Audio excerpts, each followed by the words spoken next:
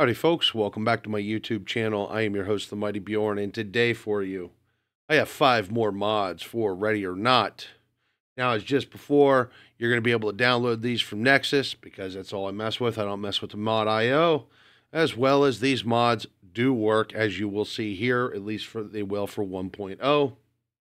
And I will have, as before, I will have links down in the video description so people can go to those links and check out these mods for themselves. The first one I have here for you today is the SIG Spear Fall Replacement by Ballistic. Now, there's 2 different versions of this. There's a version of it in FDE or flat black. As you see here, I have the FDE version of it. Now there's a couple things here. It is a replacement for the SA-58. The attachments does work properly as they should. However, there's kind of an issue. There's 2 issues I personally noticed with the mod. I want to say they're major issues, but I want to point them out here. Actually, no, there's 3. The first one being is the caliber isn't changed. Even though this rifle should be chambered for 6.8 by 51 millimeter, it's actually chambered for 7.62 NATO in game. Okay, that's fine. The next one is when you unload the magazine, the operator's thumb clips through the magazine. No big deal. The last one, and this is more of something I noticed. I don't know if anyone else would notice it, and it's probably more or less because of my knowledge of firearms.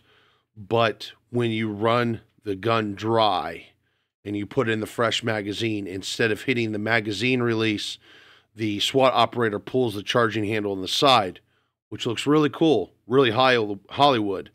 The problem is actually this gun has a bolt lock on empty magazine. So actually it should be hitting a bolt release. That's neither here nor there, to be honest.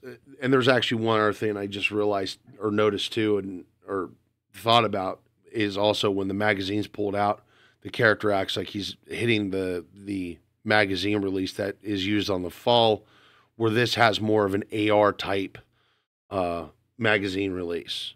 So it'd be actually a button, you push a button on the side and release the magazine. Once again, that's not a real big deal. The fact is honestly, the model itself looks great, and it's actually really, really accurate. It's got the side charge handle as well as the AR type charge handle on the top, on the back there, and actually it's an enhanced charging handle. The stock looks right, especially because it's actually even took time to do the hinge on it. Coloration doesn't look too bad. It looks a little shiny, but it's okay. I'm fine with it.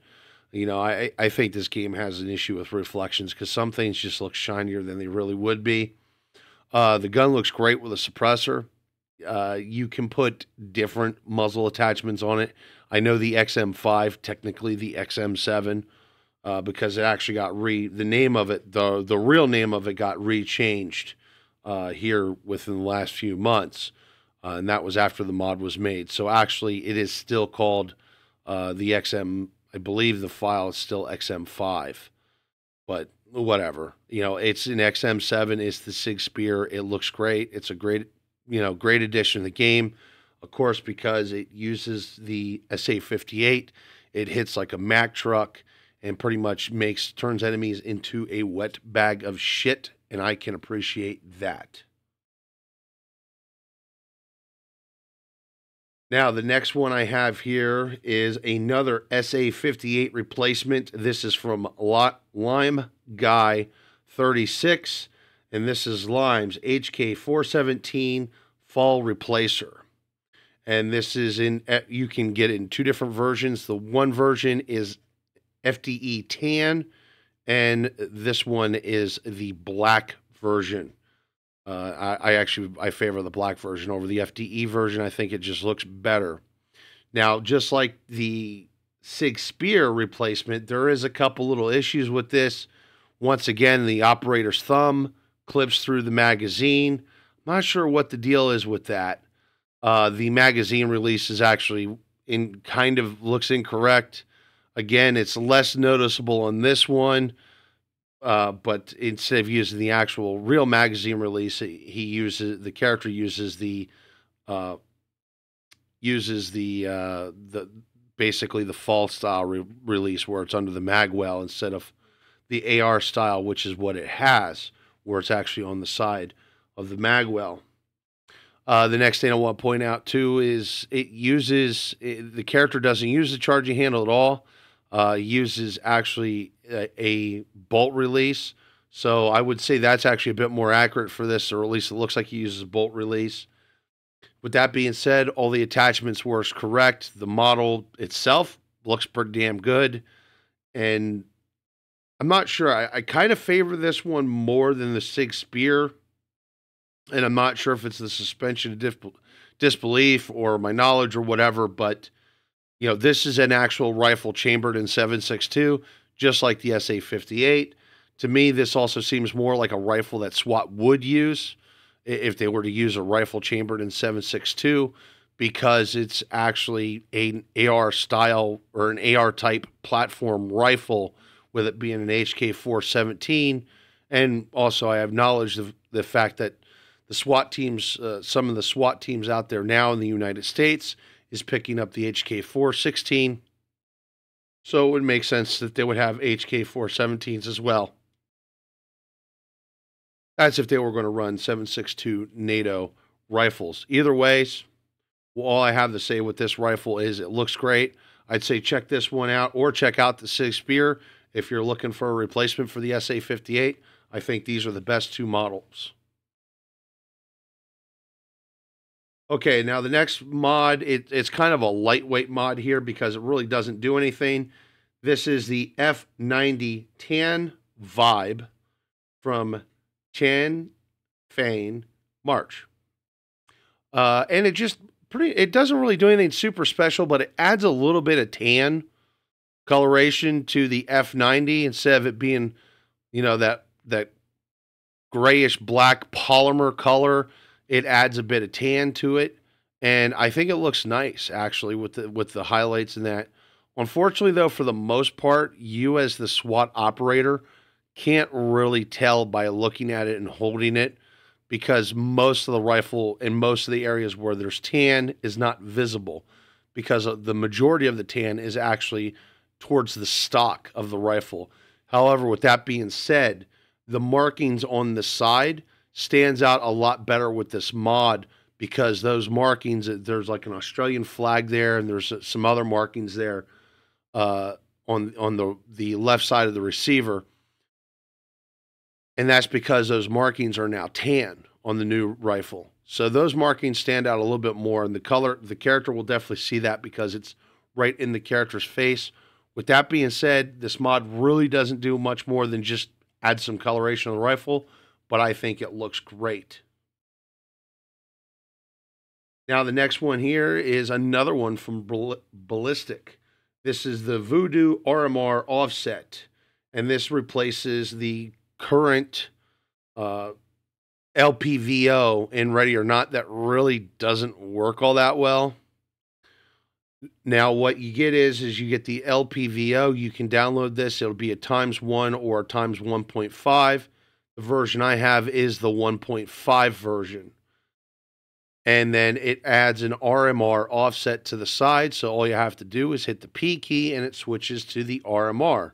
Or I hit P again and it will switch back to the LPVO.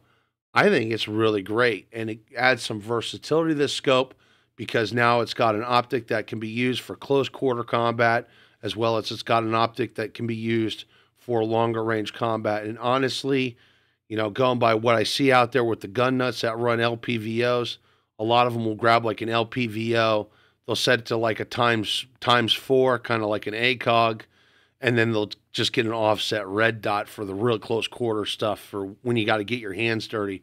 So it works great on this rifle. I love to slap this on my FN Scar, as well as I love to put this on the SA-58, which is why I have the SA-58 here. Once again, the SA-58 gets featured in this video, but this is the actual legit SA-58. And but in all honesty, I think it looks great. It runs great. He's also got a version of this where it's a T2 offset. The T2 offset's not bad, but it looks a little out of place compared to the RMR. I definitely like the RMR version better. And what I have to say is too is honestly I kind of requested this mod because when the first one he published was the T2, and I literally asked on this, I think this is great. Do you have a version of it though that has an RMR instead? And the next day he came out with this mod. So I was ecstatic about that as well. I downloaded it, installed it, and while it doesn't see a ton of use with me because there's not a lot of maps that's really good for the LPVO, uh, when I do need it, it's great that I have it. So definitely really appreciate this mod being on the Nexus Mods site. Now let's check out another one. Previously, we had a mod map from V, and we have another one here from V. And this just recently got updated. It got actually updated the day I'm recording this video. This is Mount Threshold Research Center. Great modded map. It looks like a research center. It's got a lot of labs, computers, all that kinds of fun stuff, as well as it's got Russian terrorists that says S.W.A.T and, you know, all kinds of other nasty stuff that makes this a lot of fun and a really enjoyable experience overall. I really like the layout to it. It's a semi-bigger map without being huge. A lot of rooms, a lot of small rooms, a lot of tight corridors, as well as there's areas of open space. And also, it comes with 2 different entry points. So you got to select your entry point when you first come into the map. And there's not a lot of maps that does that. Some of the SWAT 4 maps does that. The SWAT 4 remasters I like redo that, but outside of those, not too many other maps does that. And I really think that's a great feature here with this modded map. And I like the textures. You know, like I said, it feels like a research lab as intended. Anyway, folks, I am going to wrap up today's Ready or Not video with that.